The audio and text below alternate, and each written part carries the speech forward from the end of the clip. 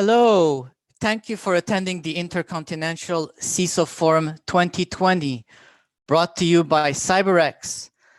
My name is Shant Kassardjian. I'm your host, and I'll be speaking about insider threat detection, a how-to guide. In today's digital world, we can unfortunately run a business without giving employees access to IT resources.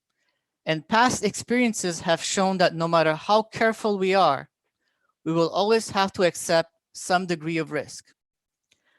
Hence, this presentation is designed to advise you of the challenges regarding insider threat detection and to provide you with solutions on how to prevent or mitigate insider attacks.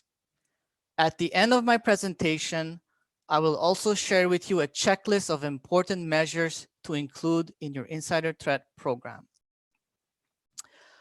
On this note, I'd like to share a little background about myself.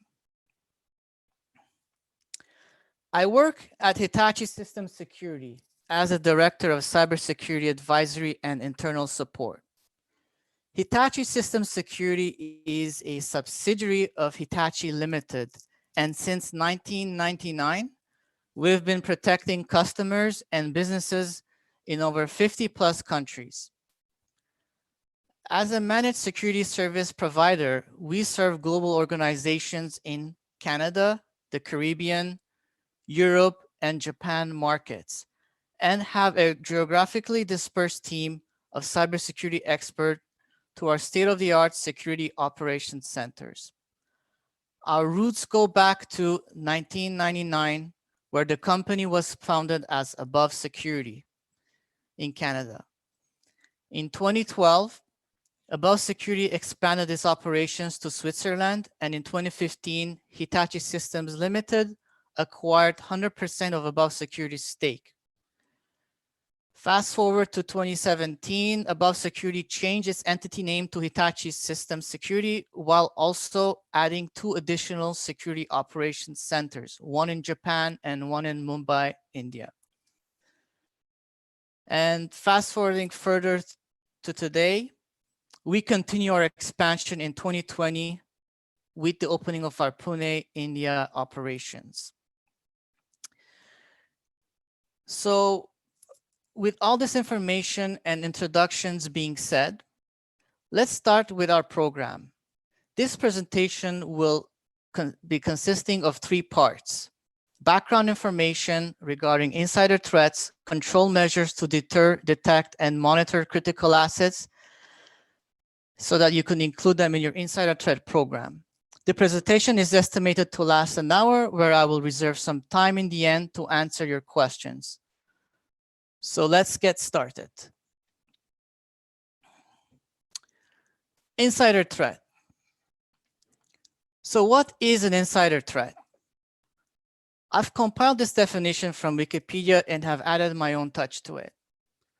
An insider threat is a malicious threat that can happen to any organization, where most of the time the threat comes from people within an organization, such as an employee, a former employee, contractor, business associate.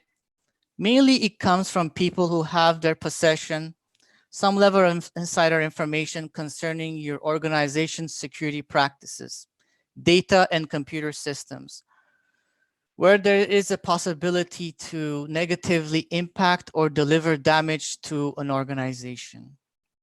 So you might be asking, well, what type of insider information is concerning? Well, the short answer, any information that is of value to the threat actor, but we'll get to this shortly. A couple of years back, I was working at a multinational financial institution where I was mandated to evaluate the cybersecurity posture for an insider threat perspective. Mainly for the institution's trading operations. As a public company, the financial institution was trading treasury stock and other types of securities based on the material of non-public information. You can only imagine the level of trust this company had put in its employees and its IT personnel and its systems to support their business operations. In some countries, even the slightest leakage of a trading information from an insider is actually considered illegal. Hence, all this is to say that the value of information we are protecting is ultimately determined by its importance and oftentimes either the result of decision maker or the outcome of a decision being made. If we think about it, every piece of information, public or not, has some value to somebody, whether it's to people, to companies, organizations, or even to governments. And they will use your information however it benefits them, which of course may be contrary to your interests and at times could possibly even be embarrassing or dangerous in some cases to your bottom line. Hence, I'll be talking about more on these topics in my next couple of slides, and I will share with you which types of data is most commonly sought after, vulnerable and enabled.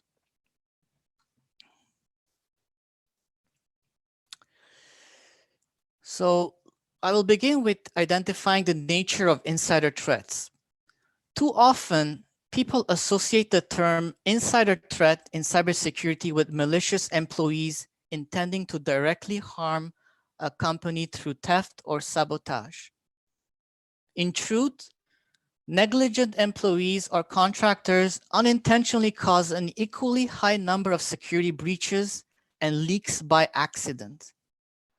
Let's start by answering what are the common categories of insider threats. The following are the three main popular categories that we often see. Number one, malicious insider, who willfully causes harm. Number two, the negligent insiders, which could be the careless or the negligent employees. And number three, the infiltrators, which are not actually company employees, but external entities who have managed to infiltrate inside your perimeter or network without your knowledge. Each of these insiders pose another level of risk to your organization. However, it is to be noted from personal experience that accidental or unintentional data breaches through user carelessness, negligence, or compromised credentials are oftentimes the main causes of data breaches. If I were to give some statistics, I'd probably give 52% of the time to employee carelessness or to negligence, followed by 46% to malicious or deliberate insiders who willfully have an intent to cause harm. And the remainder of 2%, well, most of the time, companies aren't sure how the information got out in the first place. And this is where it gets painfully difficult to pinpoint the problem in understanding the root cause. So let's speak about the risky insiders. Who are they and what security risk do they pose? Security professionals have a unique responsibility to effectively identify, protect, detect, and recover from cyber attacks.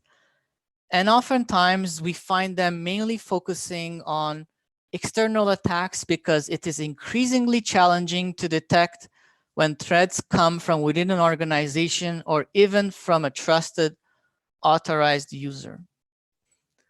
This is simply because it is very difficult to determine when users are simply doing their job function or determining whether they are doing something illegal or unethical. Oftentimes, and without proper planning, this could turn out a costly measure for your staff to focus on insider threat detection. Hence, narrowing down the possibilities to the biggest risk posers is oftentimes a good start. We normally see at the top of the list regular employees, followed by privileged users, and followed by contractors as the biggest risk posers. For this reason, I strongly urge you to at least consider monitoring them as a start. Every organization is different, and there may be other factors to consider adding to your list at least, but as a general rule of thumb, these will be the top 3 insiders to start building your insider threat detection program. So what type of data is most vulnerable and sought after? In today's digital world, data is no longer just an IT asset. It is a core strategic asset, and some types of data are more vulnerable than others. Confidential business information, which encompasses company financials along with customer and employee data, is oftentimes a highly strategic asset and a high value target for an attacker. At times, obtaining confidential or business information might not be as straightforward for a threat actor. Hence, I've expanded the list of most sought after for your consideration. Privilege account information, sensitive or personal information, intellectual property, such as trade secrets, research paper designs, collecting of employee data, gathering of operational infrastructure data, are all information that most often are sought after by an insider threat actor to attain their main objective, which is acquiring confidential business information. The more they can get their hands on, the more leverage they have at a later stage to perform either cyber disruption, distortion, or perhaps even holding a ransom.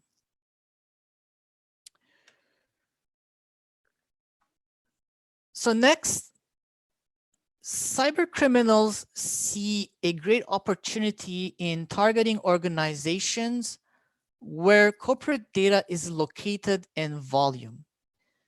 In this regard, databases and corporate file servers pose the highest risk in this regard. Mobile devices are perceived a lesser target and least sought for this particular reason. Please don't get me wrong on this, as insider threat actors could equally choose any of the IT assets listed in my presentation to gain access to insider information. It is more likely that they would be able to find corporate information in databases and servers as data is stored in bulk, which of course will depend on your organization's security detection, prevention measures, and level of controls you have. And of course, the threat actor's capabilities to successfully attempt to exploit them uh, and to have ease of access to these type of assets. So detecting and responding in a timely manner on your critical assets in the least amount of time becomes extremely important to minimize loss of information or damage to your IT assets. Make sure, in addition to your risk registers, an effective asset inventory and classification is compiled on a periodic basis.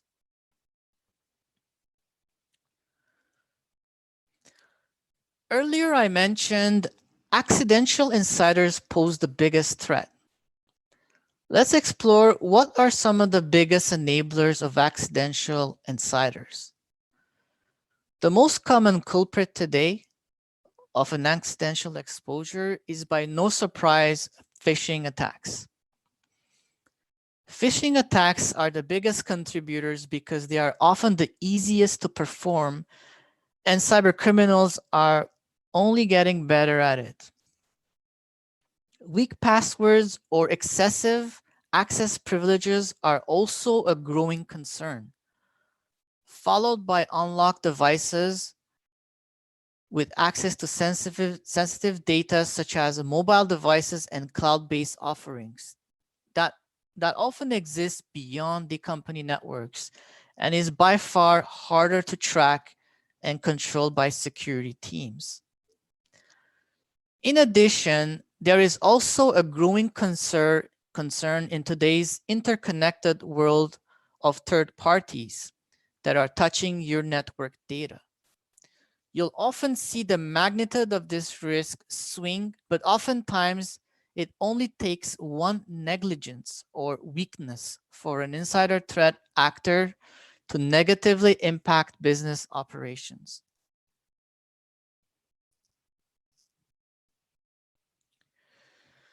So, what signs should we look for to identify the top enablers? I'd say look for signs of increased number of enablers that are often linked to increased risk factors, such as users with excessive access privileges, increasing number of devices with access to sensitive data.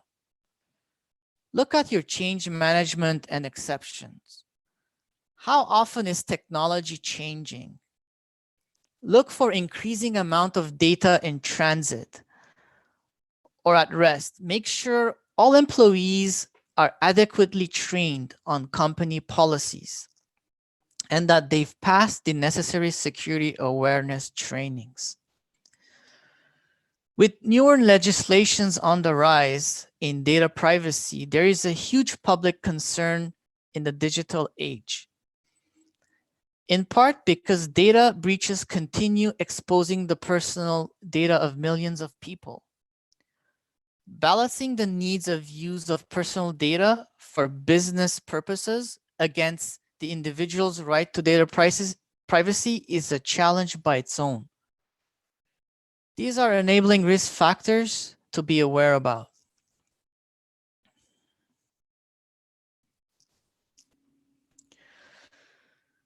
Up until this point, I've shared with you what are some of the signs, dangers, and most sought out information for an insider threat actor to take action. In this next section, I will share with you effective controls to help stay in control and minimize risk to your organization.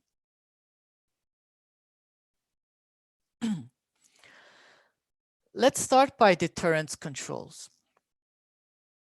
Insider data threats, as I've been mentioning in my previous slides, present another layer of complexity for IT professionals to manage, requiring careful planning with regards to access controls, user permissions, and monitoring of user actions. Most organizations today unfortunately lack adequate insider security controls. Well, the good news is that advanced detection and preventions have evolved and are key to detecting most impeding threats. And once implemented and communicated throughout your organization, it could have a positive effect in deterring malicious insiders. Hence, the deterrent controls which I've put together to consider are, well, at the top of the list is data loss prevention, followed by encryption of data at rest, in motion, or in use. Identity and access management controls, endpoint and mobile security management, MDM solutions, cloud access, CASB, best practice frameworks and controls. So what is important to note here is that an organization's control framework, which is the set of safeguards, separation of duties, and recommended actions, can be used to minimize security risk and exposure to deter the malicious insiders.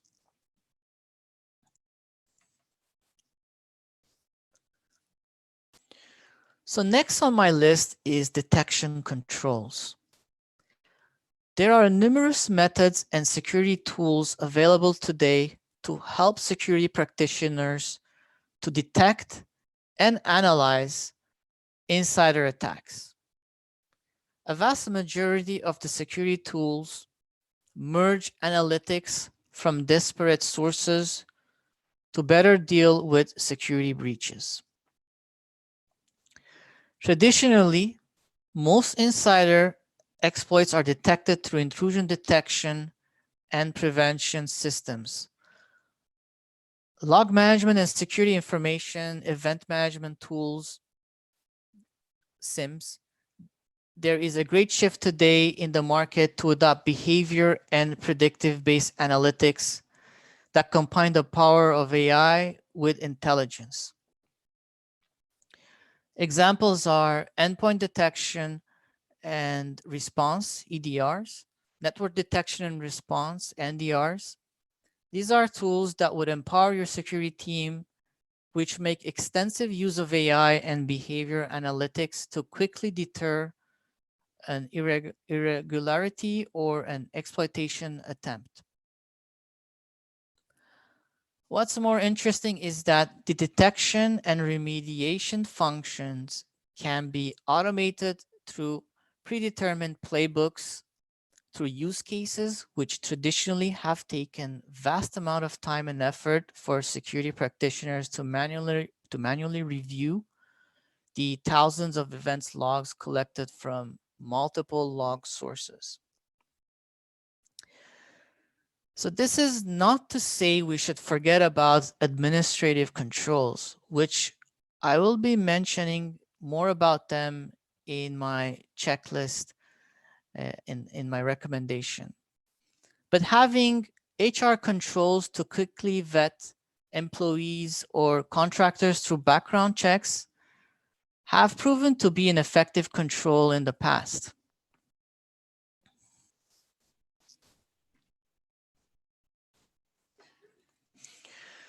So monitoring of sensitive or critical assets. So identification, tracking, and monitoring of key assets and system resources can help avert or limit an organization's exposure to insider attacks. When key assets are properly managed and monitored, we can react faster with more precision to mitigate incidents. An overwhelming majority of organizations today monitor access to sensitive data. The level of monitoring varies continuously to monitor data access and movement to proactively identify threats. Do not forget to oversee your sensitive assets across all of your infrastructure boundaries and to increase visibility within your core applications. This is because enterprise networks are growing, and they are growing more and more in complexity every day. Large-scale businesses employ hundreds, if not thousands of workers that all use internet-connected devices on a daily basis. These devices are essential for enterprises to function, and they all need to connect to a network to work properly. As such, an enterprise network infrastructure can be enormous, and your IT team needs to maintain full visibility into your network. So having full visibility through your core applications ensures that your security team can monitor and interpret everything happening on your sensitive assets. Visibility encompasses threat discovery, employee performance, and security issues. So no matter how large and complicated your enterprise network gets, having full visibility to your sensitive assets is a necessity. Hence, the two key takeaways from this slide is user behavior across all infrastructure boundaries, including cloud, an increased level of visibility within core applications is oftentimes overseen when monitoring sensitive assets.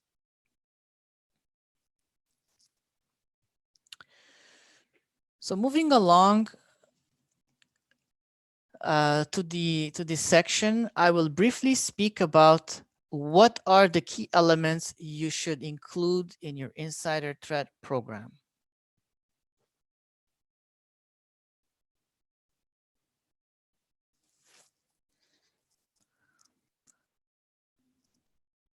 Unfortunately, there is no silver bullet or quick win when it comes to insider threat detection. This is because protecting your business from security threats on an ongoing basis requires a modern approach. It is essential to proactively investigate potential compromises, monitor enablers, and continuously enhance cyber defenses. Some threats may even be unidentified or unknown to the organization until the damage has already been done. You definitely don't want to be the victim here. For this reason, you should implement the necessary detection tools to help your security team.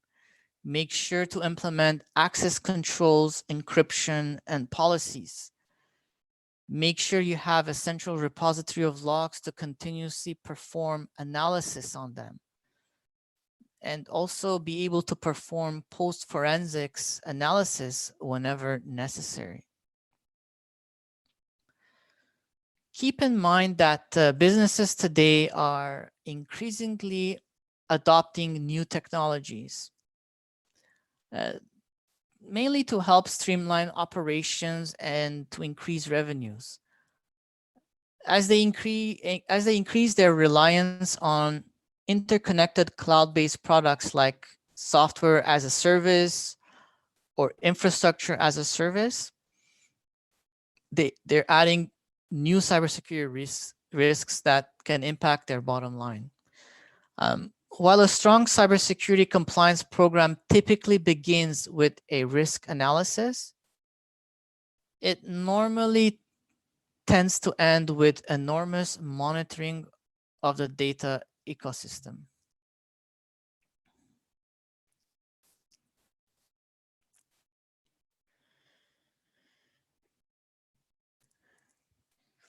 In this last slide, I'd like to highlight the importance of developing an insider maturity program. A functional insider threat program is a core component of any modern cybersecurity strategy. Having controls in place to prevent, detect, and remediate insider attacks and inadvertent data leaks is a necessity for any organization that strives to protect its sensitive data.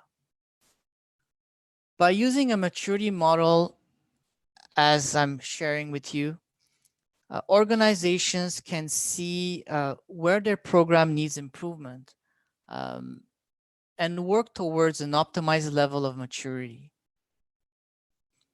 This maturity level will allow an organization to dynamically align its program with its current operations and also helping them to respond quickly, efficiently to both leading and active insider attacks. So far, I've shared with you a wealth of information to provide you with the necessary insights and the necessary steps to mature your current program. The following is a checklist, as you can see. The following 12 items for catering your own insider threat program. As the saying goes, by failing to prepare, you are preparing to fail. Hence, the following is my recommendation. And so here it goes. Make sure to research requirements specific to your industry. Form a group of stakeholders and get high-level buy-in. Perform your business impact analysis. Perform an insider threat risk assessment. Create an insider threat policy or a framework of policies supporting your initiative. Appoint a manager responsible for dealing with insider threats. Typically, your incident response manager should be the ideal candidate for this task. Don't forget to perform background checks, as I've mentioned earlier. Educate your employees, and based on the various functions and roles they hold within your organization. Implement monitoring use cases. Uh, form a remediation strategy. Example, maintain up-to-date incident response policies, document and discuss lessons learned, conduct tabletop exercises, and revise and maintain your insider threat program when possible.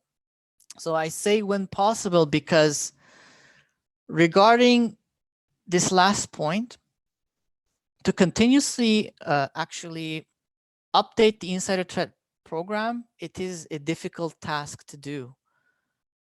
And the information I've shared with you does not specify how best to implement and manage such a program. Therefore, I leave this point up to the individual organizations to come up with their own metrics and measurement approaches for best measuring progress.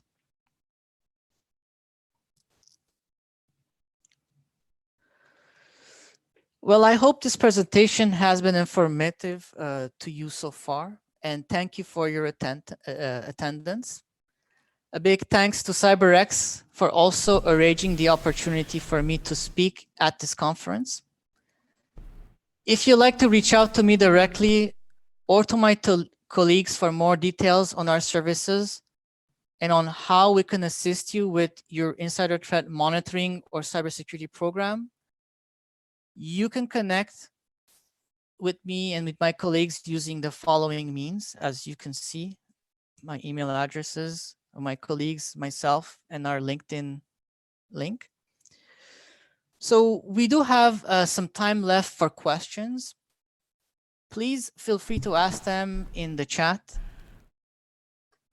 Yep, so we got a question here. Thank you very much. How important is the screening and new employee? Yeah, so we got a question here. How important is the screening and new employee on the onboarding process? Yes. So my take on this is the earlier you can screen and kind of vet and detect, it actually saves you a lot of, potential damage down the road. It is actually proven and less costly to do that upfront than actually allowing an insider that actually starts collecting the data and you never know what information they could be communicating out from an organization. So it is actually a very important point. Yeah. And are there any screening tests that you recommend to root out any potential cyber threats?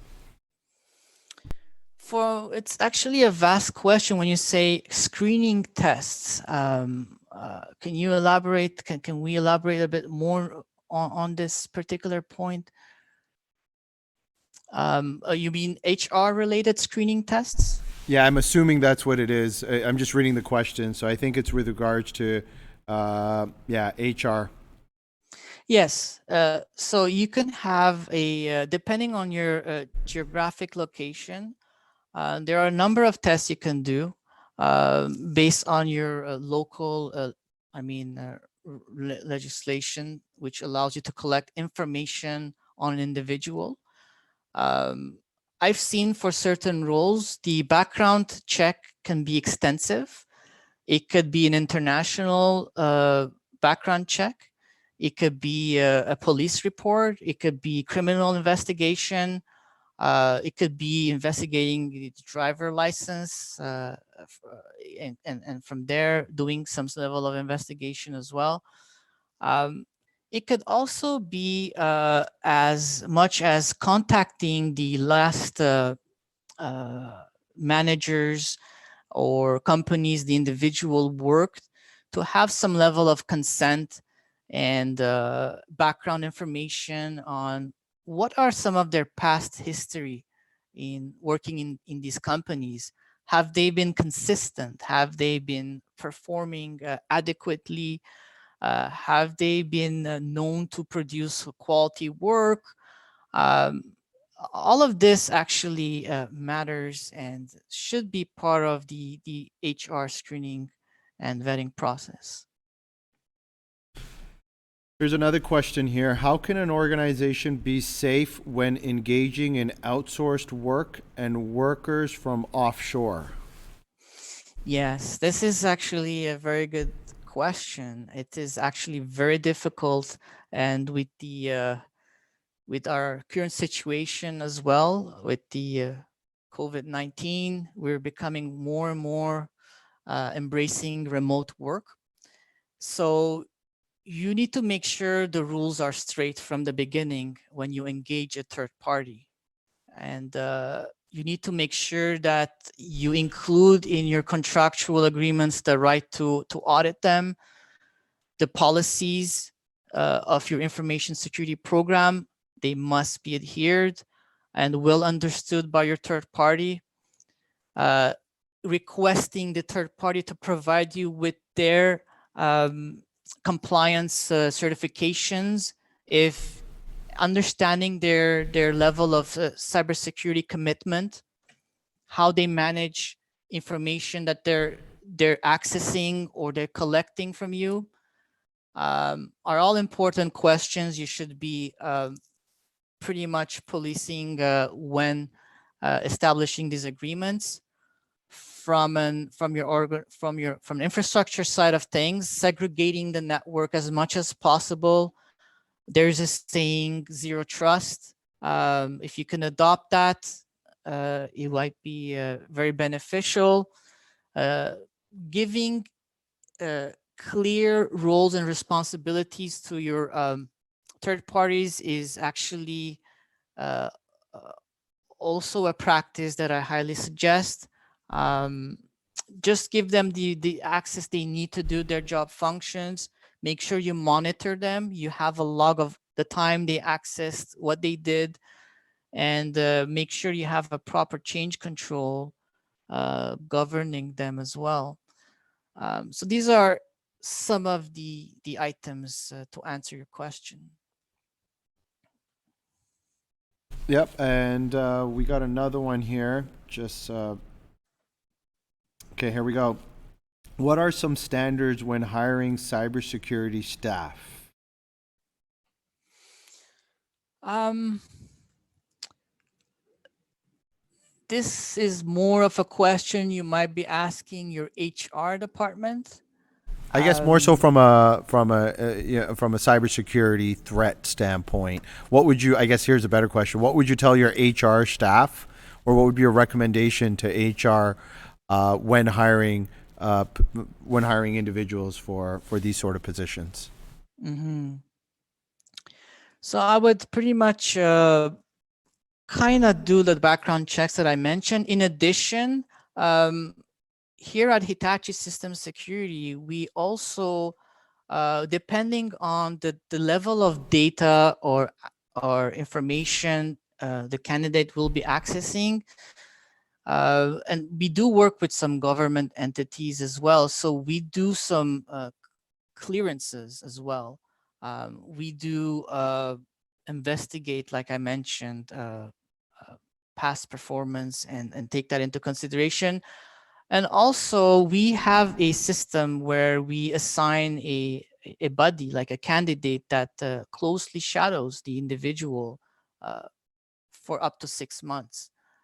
So what I would mention to HR is to follow up on the midterm evaluation, on the on and making sure that some of the expectations of an employee's behavior are also tracked and monitored when discussed with the supervisor, and keeping a close eye.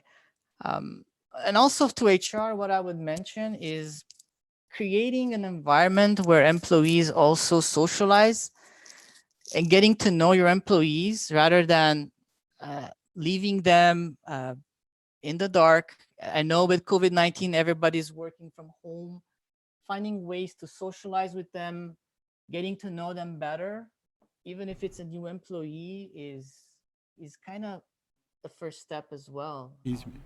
I'm not muted. Yeah. Okay. I got another question here. This is the last question we're taking. Actually, there's one more that just came in. So there's two questions, and that's it here. What are some steps to monitor for potential social engineering attacks? Social engineering attacks. To Well, monitor for them, and how can we detect if intelligence gathering is happening on our organization? yeah. So there's various ways, and the number one is how to detect is employee awareness is key here. There's various types of social engineering attacks. It could be through telephone. It could be physical access. It could be remotely from an email, such as phishing. There's multiple ways a social engineering attack could happen. Um, so the controls are pretty vast. So at the network perimeter level, make sure you have some level of tools that help you identify these type of attacks and have a security operations perhaps monitor activity for you. At the physical level, make sure you have some of the deterrence controls, make sure you adopt policies to lock screens, access controls within your premises. I mean, I used to work at Motorola a while back, and in the factory, for example, there was cell phones being made, and we were noticing a decrease in yield, and it was very difficult to identify who was actually doing the leaks from there. So we had to implement some detection mechanism like metal detectors, and employee had to go through a screening process. But this is extreme case scenario, and I'm not saying everyone should be doing that, but you should be able to, if the environment is sensitive, you should be able to perhaps restrict access to systems, lock them down, not allow USB or phones into that environment. These are all measures that could be considered depending on the risk appetite of an organization. And one of the common issues I also see from physical attacks is at the receptionist. I mean, sometimes the Wi-Fi password is easily spottable when you walk into a company. And you might never know if that Wi-Fi has been secured properly as well. So getting actually a team that can make sure that the security of such level of resources is important as well. Yeah. Okay. That is it for questions. If you just wanted to do a closing remark, you're more than welcome to. Well, once again, thank you everyone for this conference, and really appreciate having me here to talk about insider threats. It's been a pleasure, and feel free to reach out to me or to my colleagues for any further questions regarding the presentation or any assistance that you might need. In this regard, I give you back 15 minutes in your day. Perfect. Well, thank you very much for being a part of this amazing day as we explore the Caribbean and Latin America. And you have yourself a wonderful weekend. Thank you. Have a good day and safe, everyone.